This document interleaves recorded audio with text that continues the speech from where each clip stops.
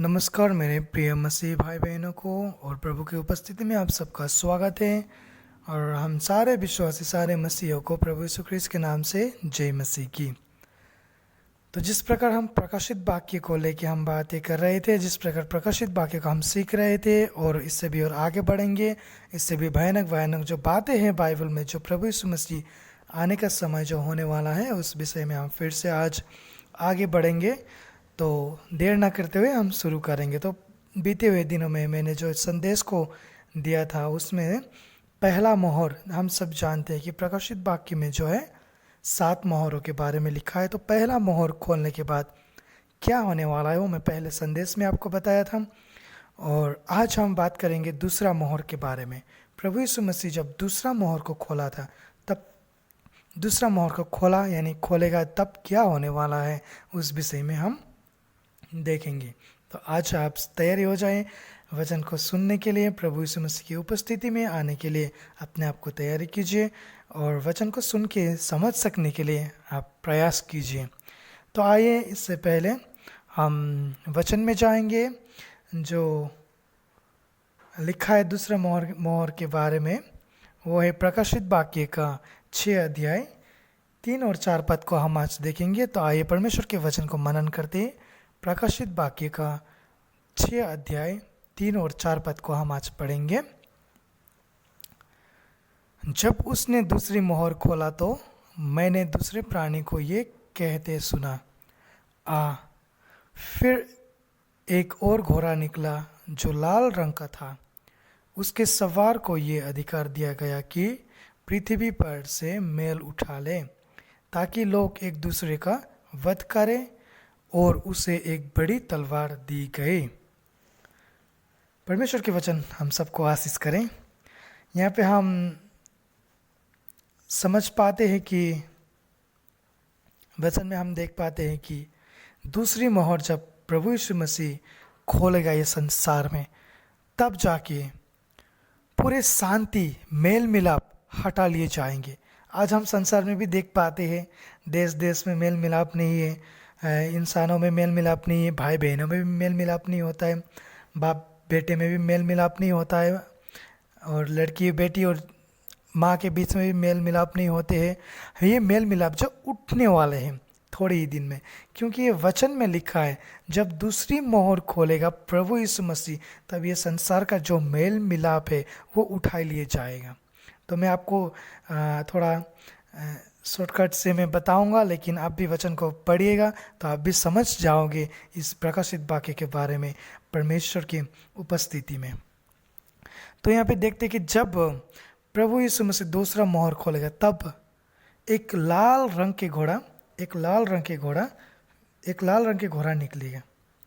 एक लाल रंग के घोड़ा, लाल रंग का, जिस प्रकार से पिछले संदेश में मैंने कहा एक सफ़ेद रंग का घोड़ा था। तो सफ़ेद रंग का घोड़ा जो वो शांति को दर्शाता था, लेकिन आज जो है दूसरा मोहर जब है, तो दूसरा मोहर पे ये लाल रंग के घोड़ा को दर्शाता है। लाल रंग के घोड़ा निकला दूसरा मोहर खोलने के बाद। तो हम देखते हैं कि दूसरा मोहर लाल रंग ये क्या दर्शाता है बोले तो लाल रंग जो है लहू को दर्शाती है।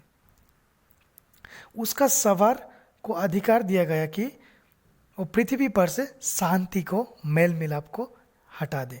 लहू यानी कि वध करेगा एक दूसरे को लोग, ये शांति खत्म हो जाएगा संसार में। भाई भाई को वध करेगा, देश देश को लड़ाई करते करते वध करेगा, यानी खून बहाते रहेगा। ये लाल रंग जो है दर्शाया है लहू को, यानी दूसरे मोहर जब होगा तब ये पृथ्वी पर कोई भी शांति नहीं होगा। ये पृथ्वी पर जो है पूरे लोग एक दूसरे को वध करेगा, मारेगा, पीटेगा, खून लहू ही लहू बहाएगा। वध सिर्फ होगा, शांति मेल मिलाप वो कुछ नहीं होने वाला है पृथ्वी पर दूसरी मोहर जब खोलेगा तब। तो मेरे प्रियो, अब भी होशियार हो जाइए और प्रभु यीशु मसीह के चरणों में आइए। जो प्रभु यीशु मसीह कहते हैं उस बातों को हम लेके आगे बढ़ेंगे, उसके संदेश को लेते हुए। तो आज देखिए, इस 21 विपत्तियाँ जो है ये सिर्फ प्रकाशित वाक्य में ही नहीं, पुराना नियम में जो है हर एक भविष्यद्वक्ताओं के द्वारा परमेश्वर ने ये 21 विपत्तियों को कह चुका है। 21 विपत्तियों को कह चुका है। इस पृथ्वी पर जो होने वाला है अंतिम दिनों पे, इस 21 विपत्तियों को परमेश्वर हर एक भविष्य वक्ताओं के ऊपर कह चुका है। तो हम देखेंगे एक भविष्य वक्ताओं के ऊपर परमेश्वर ने किस प्रकार से कहा है। यशायाह का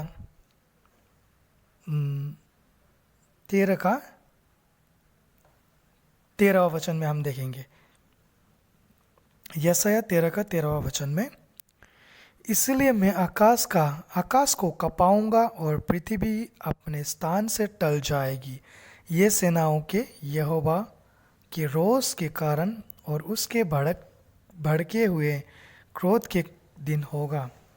हम जानते हैं यहाँ पे भविष्यद्वक्ताओं के द्वारा भी ये जो मोहर जब खोलेगा तब अंतिम दिनों में, तब परमेश्वर यहोवा परमेश्वर कहता है कि इसलिए मैं आकाश को कपाऊंगा कहता है, आकाश को कपाऊंगा कहता है। इतना ही नहीं, हम देखते हैं कि आज ये संसार में साइंटिस्ट लोग भी कहते हैं कि 21 विपत्तियाँ जो है वो आने ही वाला है। उसे भी मैं आपको आगे जाते जाते बताऊंगा। इतना ही नहीं, फिर और 21 जो विपत्तियाँ परमेश्वर ने अभी ही थोड़ा थोड़ा करके शुरू कर चुके हैं, इसे भी हमें समझना जरूरी है। तो इस कारण से मेरे प्रिय सब आप लोग अपने आप को होशियार कीजिए, परमेश्वर के आगे लाइए, अपने आप को परमेश्वर के हाथों में समर्पण कर दीजिए। तो यहाँ पे देखिए यशायाह का 13 के वचन में हम पाया कि यहाँ पे परमेश्वर कहते हैं कि मैं आकाश को कपाऊंगा कहते हैं। आज देखिए संसार में ये जो है अंतिम दिनों के बारे में कहा गया, अंतिम दिनों के विषय में कहा गया इस यशायाह में। तो आज हम देखते हैं कि ये संसार में भूकंप आते हैं, कांपते हैं ये संसार, ये पृथ्वी। लेकिन ये जो है कभी किसी शहर में होता है, कभी किसी गांव में, कभी किसी जगह पे थोड़ा थोड़ा करके कांपते हैं ये पृथ्वी जो भूकंप के द्वारा। लेकिन परमेश्वर का जब क्रोध का समय होगा, जब रोष का समय होगा परमेश्वर का, तब ये पृथ्वी को कपाएगा, पूरे सारे पृथ्वी को कपाएगा, इसे भस्म कर देगा, नष्ट कर देगा परमेश्वर।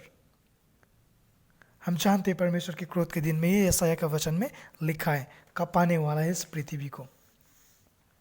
क्यों ऐसा करेगा परमेश्वर? क्यों ऐसा करेगा? क्यों इस पृथ्वी को कपाएगा? क्यों इस पृथ्वी को भस्म करेगा? बोले तो हम देखते हैं कि अभी जैसा पृथ्वी को शैतान ने बांध कर रखा है, अभी हम देखते हैं इस पृथ्वी को शैतान के वश में है। हर एक चीज शैतान के वश में कर चुके, शैतान वश में हो चुके हैं ये इस पृथ्वी का चीज शैतान के वश में।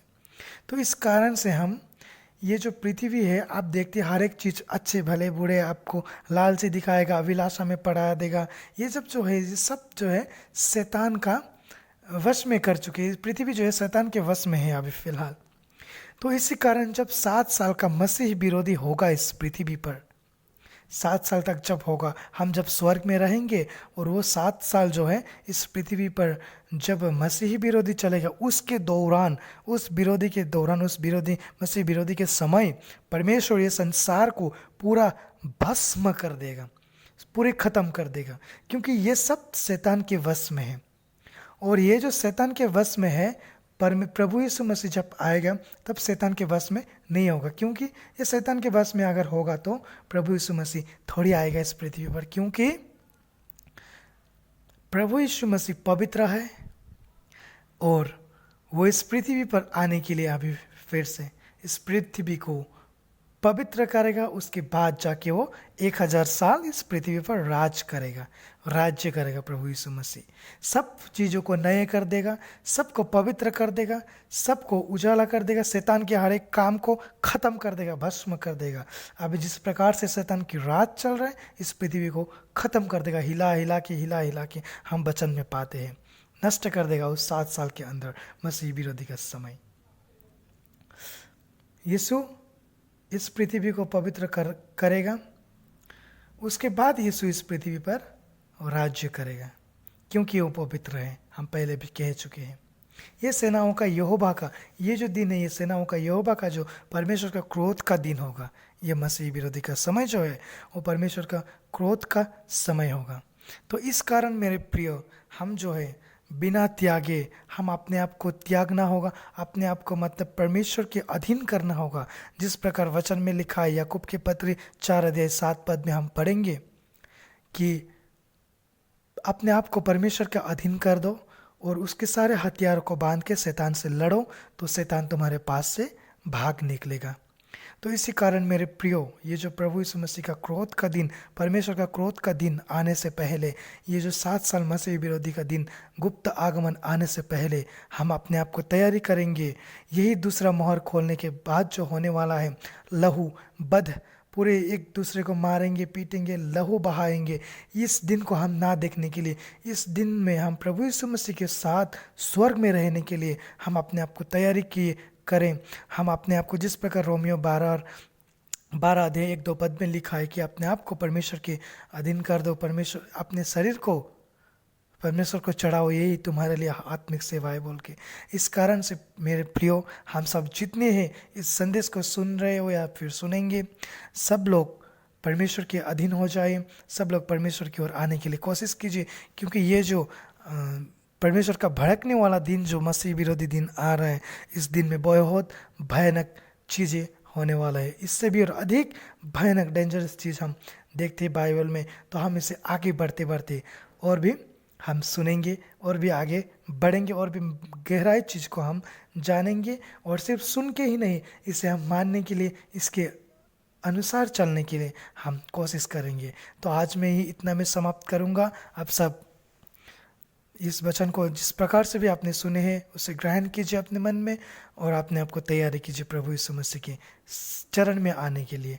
तो परमेश्वर आप सबको आशीष करे। आमीन।